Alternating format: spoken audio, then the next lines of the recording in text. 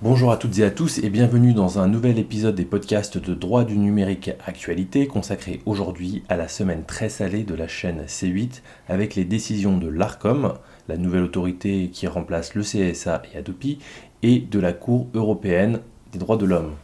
La chaîne C8, propriété du groupe Canal+, majoritairement contrôlée par Vincent Bolloré, a fait l'objet de deux décisions défavorables cette semaine.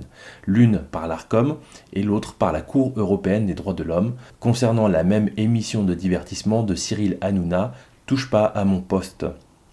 Concernant la décision de l'Arcom, elle inflige une amende de 3,5 millions d'euros à la chaîne pour un passage très commenté d'une altercation verbale entre l'animateur et le député Louis Boyard, lorsque ce dernier a commencé à évoquer de manière très critique Vincent Bolloré. La décision de l'autorité a été motivée d'abord par le comportement de l'animateur, coupant la parole à son invité en permanence et en l'insultant à plusieurs reprises. L'autorité a estimé que l'animateur avait porté atteinte aux droits de l'invité, au respect de son honneur et de sa réputation. Elle constate ainsi une méconnaissance par l'éditeur de son obligation de maîtrise de son antenne.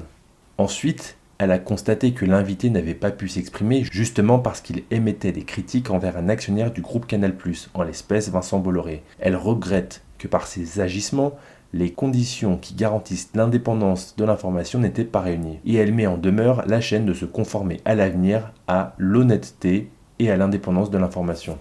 Hasard du calendrier, une décision de la Cour européenne des droits de l'homme du même jour valide deux sanctions émises contre la chaîne par un des ancêtres de l'Arcom, le CSA. C8 avait contesté ces décisions devant le Conseil d'État qui les avait rejetées dans les deux cas. La chaîne a alors plaidé son cas devant la CEDH en invoquant une violation de la liberté d'expression, article 10 de la Convention. Les deux sanctions concernaient deux passages de Touche pas à mon poste. La première sanction faisait suite à un passage mettant en scène un jeu jugé graveleux, négatif et stigmatisant pour les femmes.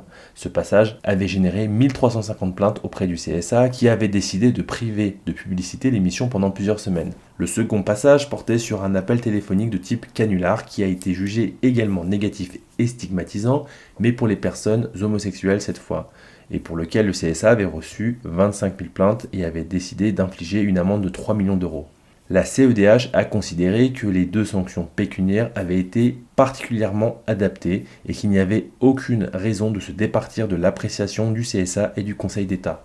Dans les deux cas, cette dernière a considéré que l'émission n'entrait pas dans le cadre de la liberté d'expression car n'étant porteuse d'aucune information, opinion ou idée au sens de l'article 10, n'ayant en aucune manière contribué à un débat d'intérêt général. Voilà, c'est tout pour aujourd'hui. N'oubliez pas de vous abonner au podcast pour être au courant des prochains épisodes. Je vous dis à très bientôt pour un prochain podcast de droit du numérique actualité.